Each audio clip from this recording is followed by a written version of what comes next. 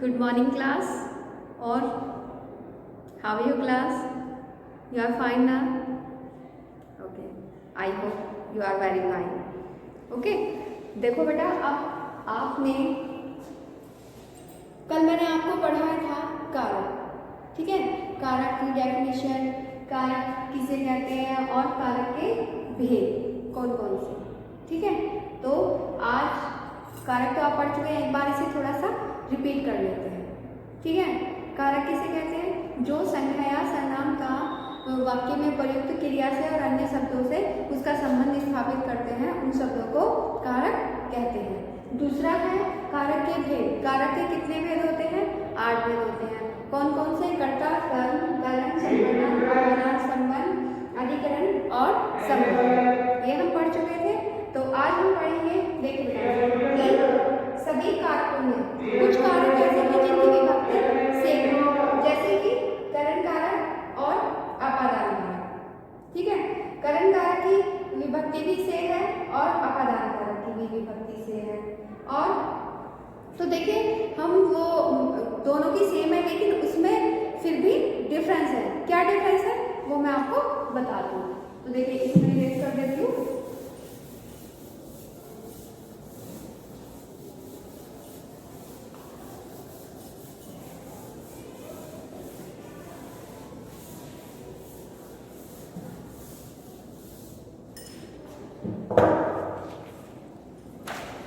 तो देखिए बच्चों,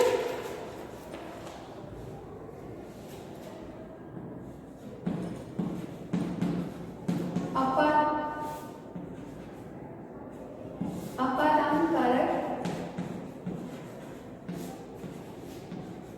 और करण कारक में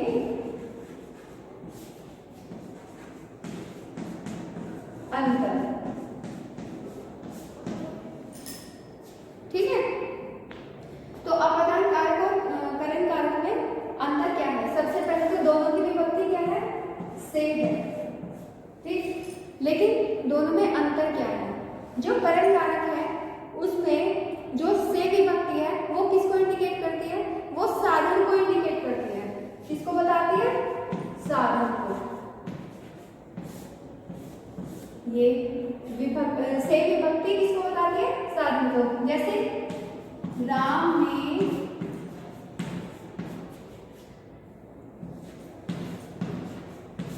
पेन से पत्र लिखा। अब पत्र लिखा, किसने लिखा? राम ने। किससे लिखा? पेन से। तो ये से क्या बता रहे हैं? पत्र को बता रहे हैं कि पत्र किसके द्वारा लिखा गया? पेन के द्वारा।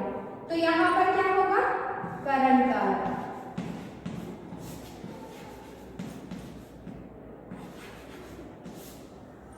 अर्थात जिस साधन के द्वारा काम किया जाता है, क्रिया की जाती है, तो उसे वहां पर क्या होगा? वहां करण कारक होगा।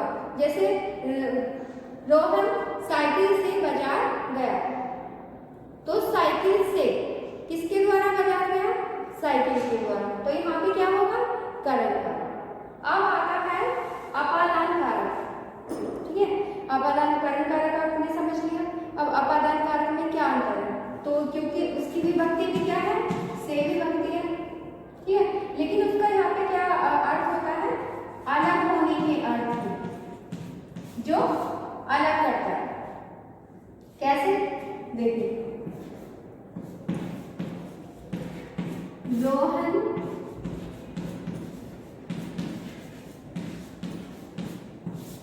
साइकिल से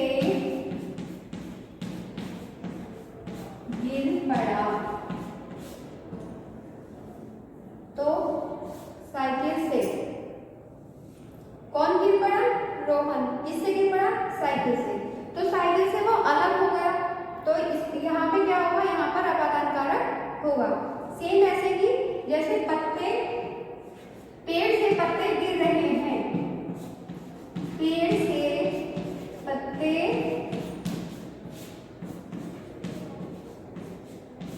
गिर रहे हैं, कहाँ से गिर रहे हैं पत्ते?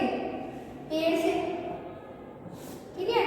और पेड़ से क्या गिर रहे हैं? पत्ते। तो यहाँ ये पत्ते पेड़ से अलग हो रहे हैं, ठीक है। तो यहाँ पर क्या होगा? ये से विभक्ति किसकी है? अपादान।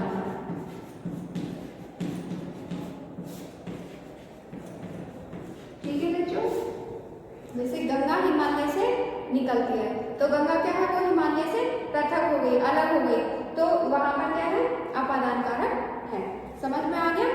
ओके, आप लोग ध्यान से इसे लिख लीजिएगा और समझिएगा, पढ़िएगा ध्यान से। इसके बाद आता है संप्रदान कारक और कर्म कारक, क्योंकि कर्म कारक की जो विभक्ति है वो भी को है और जो संप्रदान कारक की विभक्ति है वो भी को है। तो देखिए आप उन दोनों में क्या अंतर है। देखिए संप्रदान कारक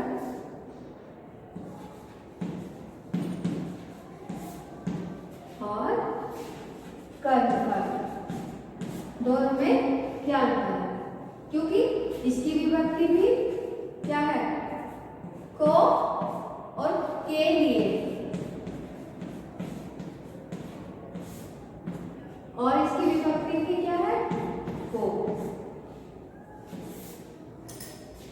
अब देखिएगा संप्रदान और संप्रदान कारक दोनों में ही क्या है? को का प्रयोग होता है, किंतु संप्रदान कारक में कर्ता की क्रिया स्वयं के लिए न होकर किसी और के लिए देने के अर्थ में होती है। किसमें? संप्रदान कारक। जैसे जबकि क्या कर्म कारक में क्या होता है? कर्म में कर्ता स्वयं उस फल से जुड़ा होता है। जैसे शीला ने मीनू को पुस्तक दी, शीला ने मीनू को पुस्तक दी। तो यहाँ पर शीला ने मीनू को पुस्तक दी, किसको दी? मीनू को। और किसने दी? शीला ने। तो यहाँ पर शीला क्या है? मीनू के को दे रही है, अपनी तरफ से दे रही है, तो उसके लिए मीनू के लिए दी, तो यहाँ पर क्या होगा? संप्रदान कारक। अब इसी में दूसरा क्या है? मोहन ने कुत्ते को मारा, मोहन ने कुत्ते को मारा। तो मोहन ने किसको मारा? कुत्ते को, ठीक है। तो कुत्ते को क्यों मारा? वो अपने बचाव के लिए मारा ना, तो यहाँ पर क्या होगा? कर्म कारक, ठीक है। अर्थात संप्रदान कारक में हम किसी दूसरे के लिए काम करते हैं, किसी दूसरे को देने के लिए, देने का भाव होता है, और कर्म कारक में केवल वो प्रभाव खुद के लिए होता है, ठीक है। जो भी हम करते हैं वो खुद के लिए करते हैं। जैसे माँ ने रोहन के लिए खाना बनाया, तो खाना माँ ने किसके लिए बनाया? रोहन के लिए, तो वहां पे क्या होगा? संप्रदान कारक होगा। सचिन ने भारत को जीत दिलाई, तो भारत को जीत दिलाई, भारत को किसने जीत दिलाई? सचिन ने। तो सचिन ने जो ये खेला, क्रिकेट खेला, वो किसके लिए खेला? भारत के लिए, तो वो वहां पर क्या होगा? संप्रदान कारक। सचिन ने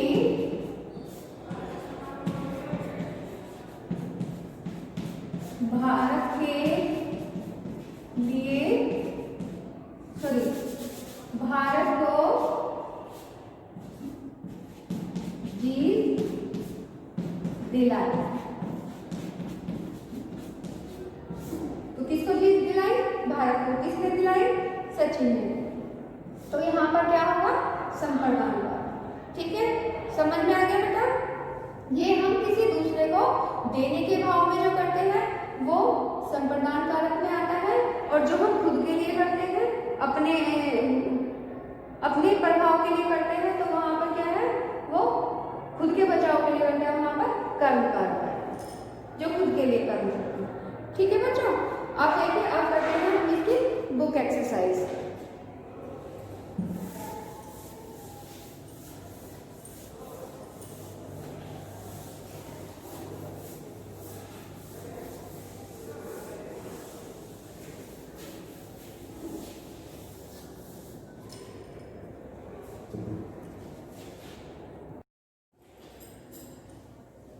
देखिए बच्चों, अभी आपने पढ़ा कारक के बारे में, कारक के संप्रदान कारक और करण कारक में क्या अंतर है, और करण कारक और अपादान कारक में क्या अंतर है।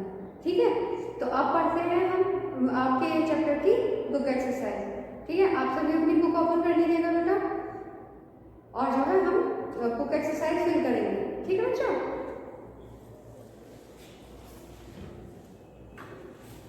तो देखिए क्लास पेज नंबर 69 ओपन कीजिए। ओपन कर लिया? तो देखिए प्रश्न नंबर 2, सही विकल्प पर सही का चिन्ह लगाइए। नंबर क्या है? कवि का स्त्रीलिंग है, तो कवि का स्त्रीलिंग क्या है? कवित्री।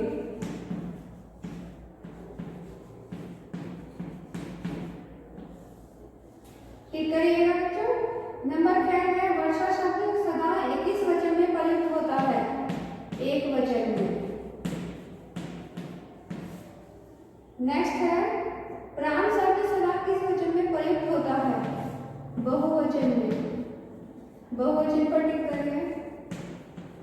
इसके बाद देखिए नंबर क्या है? गंगा गंगोत्री से निकलती है, इसमें रेखांकित शब्द कौन सा कारक है? अपादान। इसके बाद देखिए डैम नेहा मनीषा की बहन है, इसमें रेखांकित शब्द कौन सा कारक है? तो यहाँ पे कौन सा है? संबंध का। तो मनीषा की बहन, नेहा मनीषा की बहन है, तो यहाँ पर नेहा का मनीषा का संबंध है, तो इसलिए यहाँ पर संबंध कारक होगा। और इससे पहले में गंगा गंगोत्री से निकलती है, तो वो वहां गंगोत्री से अलग हो रही है गंगा, तो यहाँ पे क्या है? अपादान आएगा। अब देखिए क्वेश्चन नंबर 6, नीचे दिए गए शब्दों के लिंग बदलकर लिखिए।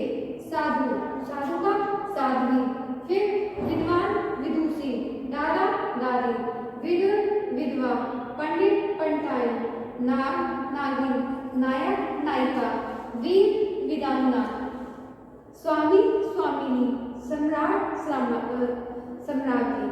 ठीक है बच्चों, आप इसे लिखिए अपनी बुक में। अब इसके बाद देखिए question number 4, next page open कीजिएगा। देखिए क्वेश्चन नंबर 4, रिक्त स्थानों की पूर्ति कीजिए। आवट से समाप्त होने वाले शब्द खालिस्तान होते हैं। नंबर क्या है? तो कौन सा होते हैं? स्त्रीलिंग। इसके बाद देखिए भाषाओं के नाम, भाषाओं के नाम प्राय होते हैं, क्या होते हैं भाषाओं के नाम? स्त्रीलिंग होते हैं। इसके बाद नंबर क्या? जिस शब्द रूप से पुरुष जाति का बोध हो वह खालिस्तान कहलाता है, तो क्या कहलाता है? पुल्लिंग कहलाता है। इसके बाद देखिए नंबर क्या? देशों के नाम को प्राय खालिस्तान में सम्मिलित किया जाता है, किसमें किया जाता है? पुल्लिंग में किया जाता है। आफ्टर दिस नंबर डैट, जो शब्द खालिस्तान का बोध कराते हैं वे स्त्रीलिंग कहलाते हैं। तो कौन से शब्द कहलाते हैं? जो शब्द स्त्री जाति का बोध कराते हैं, तो स्त्री जाति। अब देखिए इसके बाद आता है क्वेश्चन नंबर 5, नीचे दिए गए वाक्यों में लिंग बदलकर पुनः लिखें। वाक्य दिए गए हैं, उसमें कुछ लिंग बदलने हैं हमें। ठीक है, तो देखिए पहला क्या है? नंबर क्या है? ग्वाला दूध लाया है, तो वहां पर क्या लिखेंगे हम? ग्वाला का क्या हो जाएगा? लिंग बदलेंगे तो ग्वाले, ग्वाले दूध लाई है। बंदर केला खा रहा है, बंदरिया केला खा रही है। वर विवाह के लिए तैयार है, वधु विवाह के लिए तैयार है। नंबर है वृद्ध को सर्दी लग रही है, तो वृद्धा को सर्दी लग रही है। फिर नंबर डेट लास्ट है, अभिनेता को ऑस्कर अवार्ड मिला, तो अभिनेत्री को ऑस्कर अवार्ड मिला। ठीक है बच्चों, वहां पे हमें क्या करना था? लिंग बदल देते। ठीक है, इसके बाद आ जाइए नंबर 6 पर। क्वेश्चन नंबर 6, नीचे दिए गए शब्दों के वचन बदलकर लिखिए। ठीक है, तो नंबर क्या? चप्पल, तो इसका लिंग बदलेंगे तो क्या हो जाएगा? चप्पलें। नंबर क्या? पौधा, पौधे। नंबर क्या है? पुत्री, पुत्रियां। नेक्स्ट है साधु, साधु। इसके बाद है बाधा, बाधाएं। फिर है कपड़ा, कपड़े।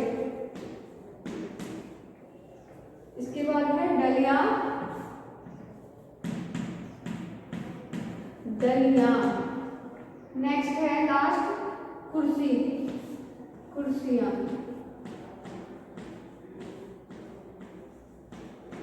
ठीक है बच्चों, तो देखिए ये हमारा हो गया क्वेश्चन नंबर 6 तक। आप देखिए सभी बच्चे इसे नोट कर लीजिएगा, किसी का छूट न जाए। इसके बाद देखिए क्वेश्चन नंबर 7। तो क्वेश्चन नंबर 7 देखिए, मैं इसे इरेज करके लिख देती हूँ। क्वेश्चन नंबर 7 अब यहाँ पर हम इसे इरेज कर देंगे क्वेश्चन नंबर 1 को। अब देखिएगा नीचे दिए गए वाक्यों में मोटे छपे शब्दों के वचन बताइए। तो जो मोटे छपे हुए हैं, बड़े आकार में छपे हुए शब्द, उनके हमें वचन बताने हैं। तो पहला क्या है, लड़के पढ़ रहे हैं, तो यहाँ पर क्या हो जाएगा, बहुवचन, क्योंकि हमें उनके वचन बताना है। तो लड़के क्या है, बहुवचन। नंबर है पेड़ पर बंदर बैठे हैं, तो ये क्या है, बहुवचन, क्योंकि एक से ज्यादा है बंदर।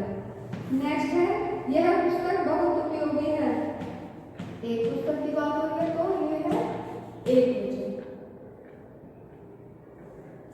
इसके बाद देखिए नंबर है लड़कियां रस्सी कूद रही हैं, तो यह हो जाएगा बहुवचन, लड़कियां एक से अधिक है। देखिए इसे रेड कर देते हैं। अब आ जाइए क्वेश्चन नंबर 8। कोष्ठक में दिए गए शब्दों के वचन बदलकर रिक्त स्थानों की पूर्ति कीजिए।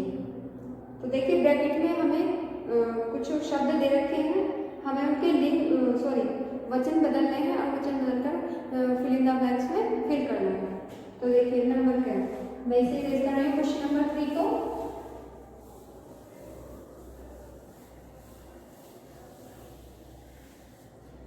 अब यहाँ पर क्या हो जाएगा, ये क्वेश्चन नंबर 8।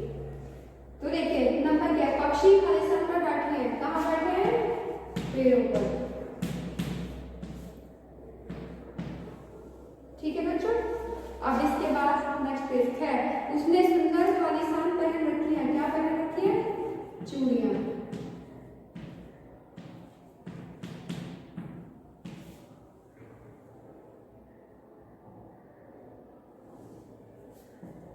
बड़ी चूड़ियां। अब देखिए नंबर गया, आसमान में चिड़िया उड़ रही है, चिड़िया खालिस्तान उड़ रही है, तो आसमान में क्या उड़ रही है, चिड़िया।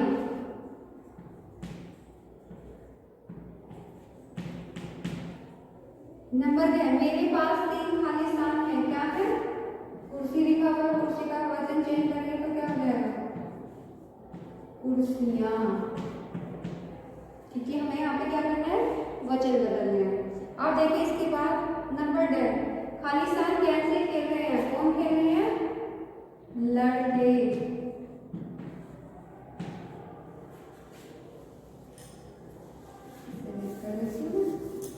ठीक है बच्चों, क्वेश्चन नंबर 8। अब इसके बाद आइए क्वेश्चन नंबर 9 पर। तो देखिए क्वेश्चन नंबर 4 कर लिया होगा आपने, ठीक है। क्वेश्चन नंबर 5 है, तो देखिए मैं क्वेश्चन नंबर 5 को चेंज कर देती हूँ 9 में, और ये भी इरेज कर देती हूँ। ठीक है, कर लिए ना आप लोगों ने, मैं इरेज कर दूँ।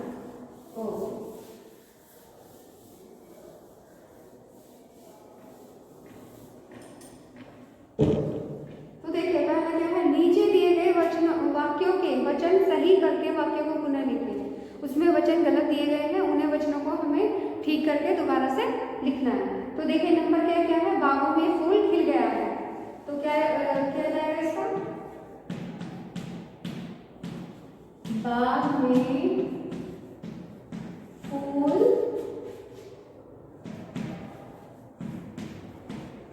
खिल गए हैं। ठीक है, इसके बाद नंबर है, मेरे पिताजी ने मुझे 100 रुपया दिए हैं, तो इसे शुद्ध करके क्या लिखेंगे,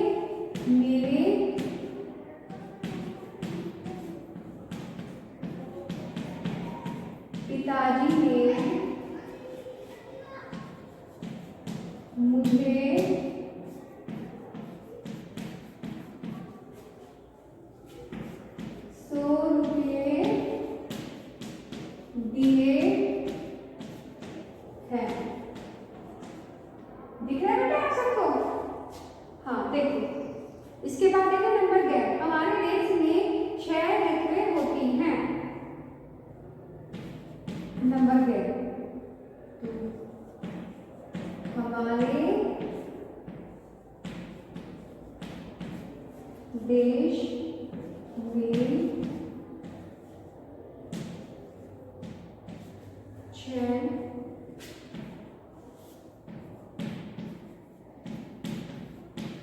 ऋतुएं होती है। अब इसके बाद देखिए नंबर क्या है, आकाश में सूर्य चमक रहे हैं। तो इसे शुद्ध करके क्या लिखेंगे, आकाश में सूर्य चमक रहा है। अब देखिए नंबर 10, उसने मेरी बहुत सहायताएं की हैं। तो नंबर 10, उसने मेरी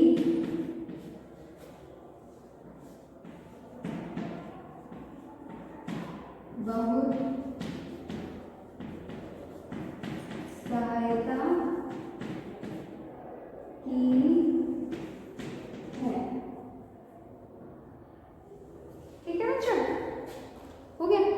अब ध्यान से देखिएगा और ध्यान से देख करके अपनी बुक में फिल करिएगा। ठीक है बच्चों, आप देखिए क्वेश्चन नंबर 10, जिन शब्दों को बहुवचन में नहीं बदला जा सकता उन पर सही का चिन्ह लगा दें।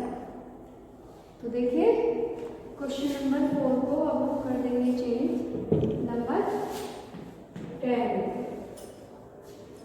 ठीक है, ये मैं इरेज कर रही हूँ।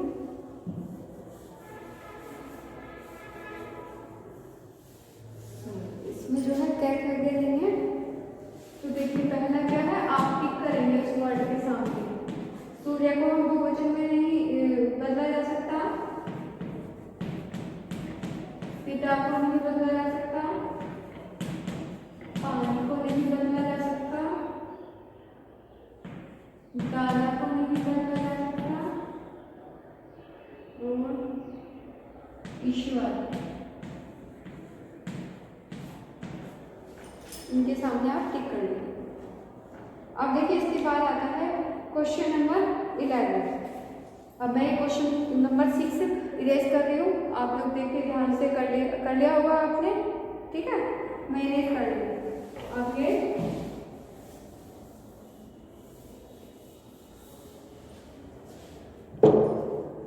देखिए क्वेश्चन नंबर 11, नंबर 13, नीचे दिए गए खाली स्थानों में उचित शब्द भरें। तो क्रिया का फल जिस संज्ञा या सर्वनाम पर पड़ता है उसे खाली स्थान कारक कहते हैं। क्रिया का फल जिस संज्ञा या सर्वनाम पर पड़ता है तो क्या कहते हैं, सॉरी, कर्ता कारक। ठीक है, अब नंबर 2 है, कर्ता जिस माध्यम या साधन से क्रिया करता है उसे क्या कहते हैं, करण, करण कारक।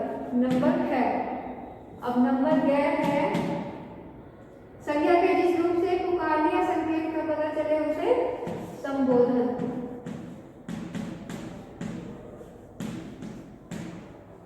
और नंबर है, संज्ञा के जिस रूप से एक ही वस्तु का दूसरी वस्तु से अलग होने का पता चले उसे खाली स्थान कहते हैं। तो कौन सा, अपादान, इसमें अलग होता है अपादान कारक। ठीक है बेटा, तो क्वेश्चन नंबर 11 हमारा कंप्लीट हो गया। अब आ जाइए क्वेश्चन नंबर 12। ठीक है, तो ये लास्ट क्वेश्चन है साइलेंट लीजिए, अभी एक हो रहा है। हाँ जी, मैं ये रेस कर दी बेटा, क्वेश्चन नंबर 7 कर दिया आप सभी ने, रेस कर दो। ठीक है, तो देखिए क्वेश्चन नंबर 12, रावण ने कुंभकर्ण को युद्ध में भेजा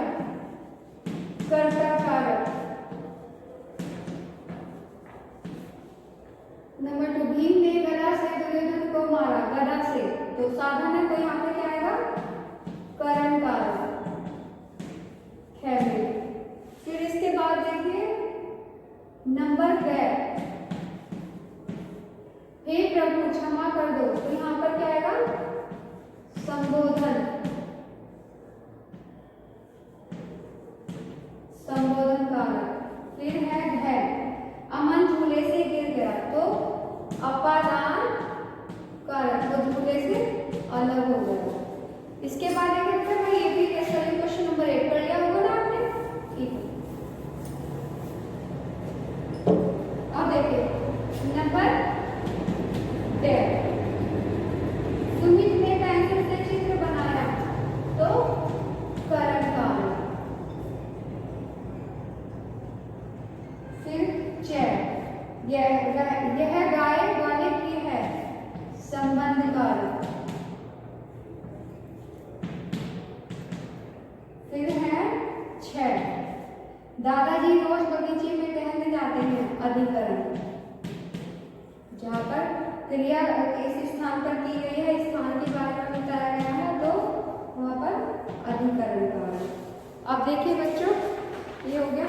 नेक्स्ट पेज ओपन कीजिए, पेज नंबर 72 और नंबर जेड लास्ट, इसका क्वेश्चन नंबर 12 का। अनिल के घर में 3 कमरे हैं, तो घर में, घर का और अनिल का संबंध बता रहा है, कहने 3 कमरे हैं, तो यहाँ पर अनिल के घर में 3 कमरे हैं, तो यहाँ पर संबंध कारक।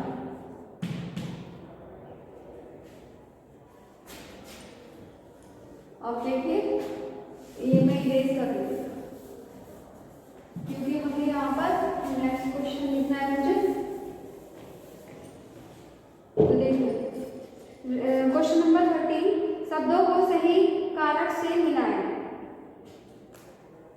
तो नंबर क्या, प्रश्न नंबर 13 नंबर क्या है, अमन को पढ़ना है, तो ये कौन सा कारक है, कर्म कारक।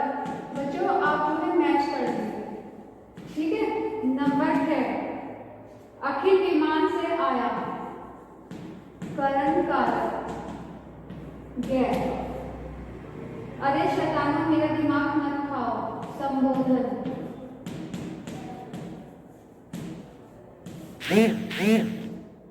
इसके बाद है, विद्यार्थी कक्षा में पढ़ रहे हैं, अधिकरण,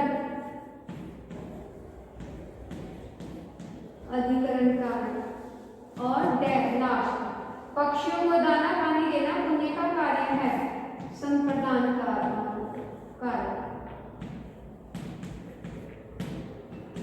ठीक है बच्चों, ये आपका एक्सरसाइज कंप्लीट हो गई। इसके बाद गतिविधि है, तो अगर आप इसे गतिविधि को करने का जो है क्या है, ट्राई कर सकते हैं, ठीक है।